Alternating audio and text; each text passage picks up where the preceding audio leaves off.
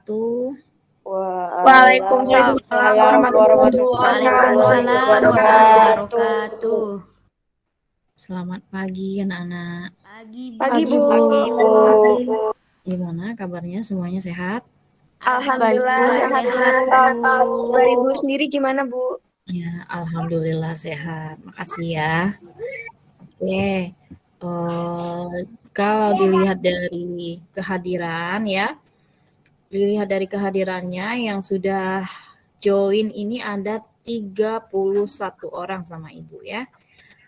Siswa kelas 8F ada 31, berarti ada 1 orang yang belum hadir.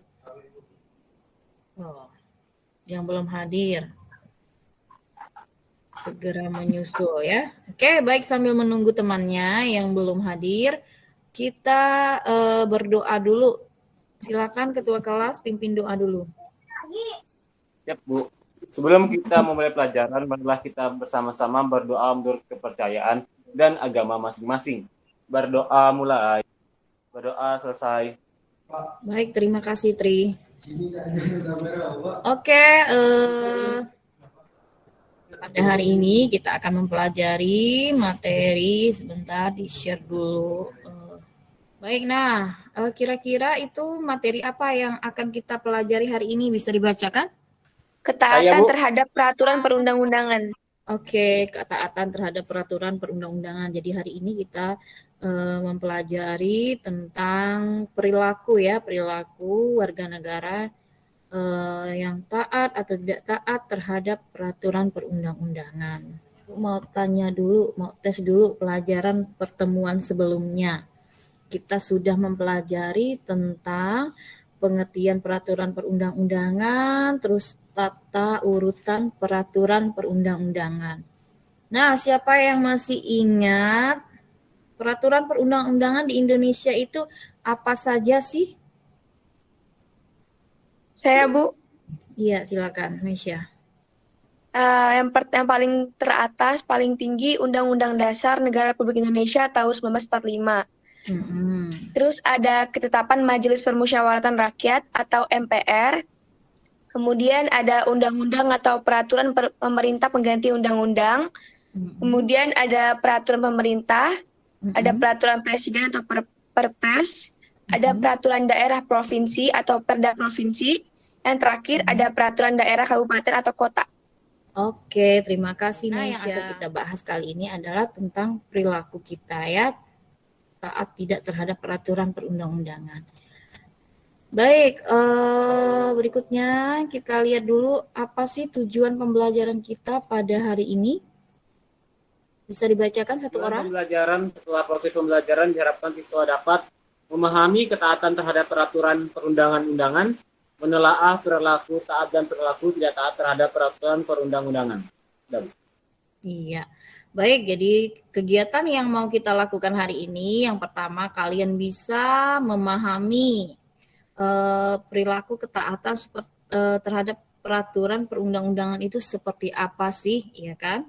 Nah, terus menelaah kalian akan diberikan gambar, kemudian disajikan video.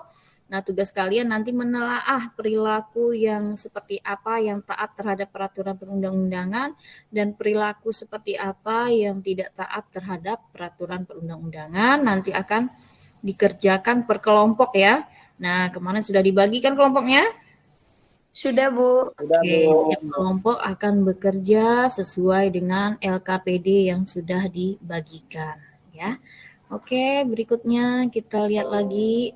Untuk mengingatkan kembali, apa sih yang dimaksud dengan peraturan perundang-undangan? Oke, jadi itulah pengertian peraturan perundang-undangan ya.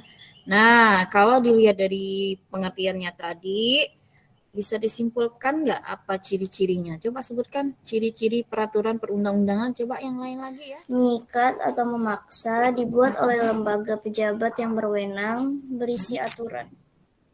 Iya, jadi sekarang apa yang dimaksud dengan kepatuhan terhadap peraturan perundang-undangan? Coba siapa yang...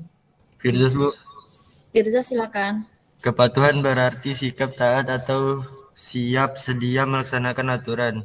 Bersikap patuh akan membentuk perilaku disiplin. Kepatuhan terhadap peraturan perundang-undangan nasional berkaitan dengan terbentuknya kesadaran hukum setiap warga negara. Oke, baik. Terima kasih, Pirzas. Nah, itu adalah kepatuhan ya. Kepatuhan apa namanya berasal dari kata patuh ya. Nah, patuh Iya, Bu. berarti sikap taat.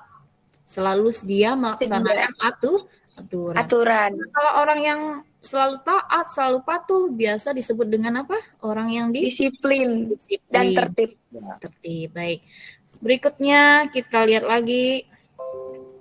Nah, ternyata kesadaran hukum warga negara itu ya menentukan taat atau tidaknya terhadap peraturan. Nah, ada beberapa indikator yang bisa diukur ya untuk melihat seorang warga negara itu punya kesadaran hukum apa tidak ya. Nah, apa saja indikatornya coba dibacakan? Casey silakan. Kesadaran hukum warga negara dapat diukur dari beberapa indikator seperti berikut. Pengetahuan hukum, pemahaman akidah, kaidah-kaidah hukum, perilaku hukum, sikap terhadap norma-norma hukum. Oke, terima kasih Casey. Jadi itu adalah beberapa indikator ya untuk mengukur warga negara. Nah, untuk mencari tahu pengertian dari indikator ini akan dikerjakan oleh kelompok 1. Jadi siap kelompok 1? Kelompok Siap, 1. Bu. Oke. Baik, berikutnya kita lihat lagi. Nah, ini adalah contoh perilaku yang terjadi di masyarakat. Ada yang taat, ada yang perilaku yang tidak taat. Nah, kalau kita lihat ya, di gambar yang pertama itu yang paling atas sebelah kiri itu gambar apa? Kira-kira gambar orang yang menggunakan narkoba dan obat-obatan. Nah, orang yang menggunakan narkoba, bagus. Kalau menggunakan narkoba, itu perilaku taat apa tidak? Tidak, Bu. Karena dapat merusak diri sendiri dan orang lain tentunya. Oke. Gambar yang berikutnya, yang sebelah, yang paling atas di sebelah gambar narkoba itu apa? Tidak taat, Bu.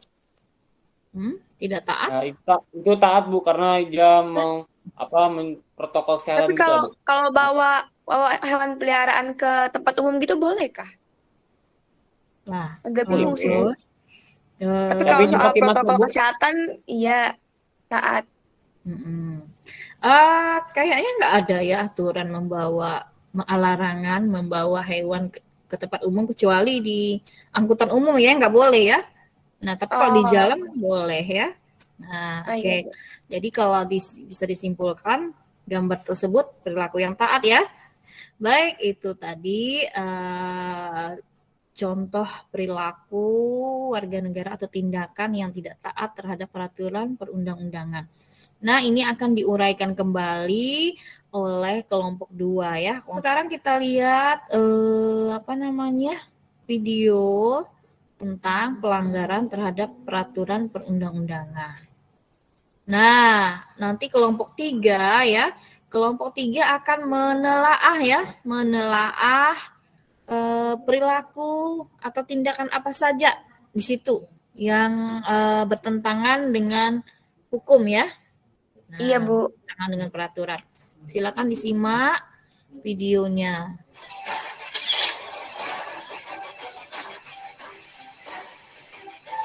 Itu kira-kira pelanggaran-pelanggaran seperti itu terjadi nggak di tempat kita? Sering, Bu. Oke, baik, itu tadi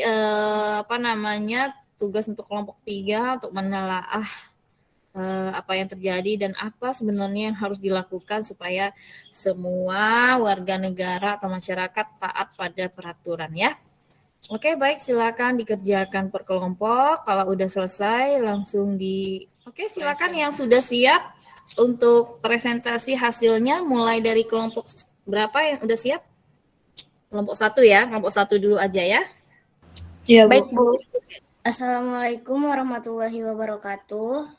Waalaikumsalam warahmatullahi wabarakatuh.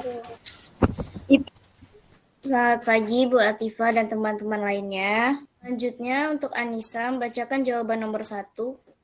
Coba dibesarkan dikit.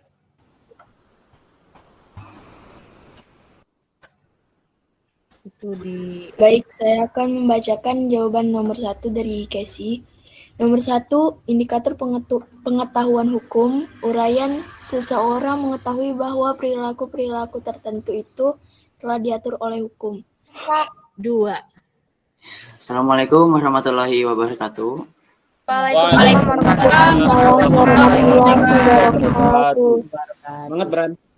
Ya. Perkenalkan, nama saya Gibran Bintang sebagai pembuka dari kelompok 2. Menurut hasil diskusi kami, untuk nomor 1 jawabannya adalah tidak taat.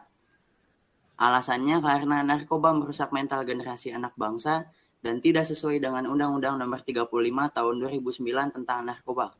Gambar nomor 5, taat. Alasannya karena pemantauan perilaku hakim bertujuan untuk mencegah hakim agar tidak melanggar kode etik dan pedoman perilaku hakim sehingga menciptakan peradilan yang bersih dan berwibawa.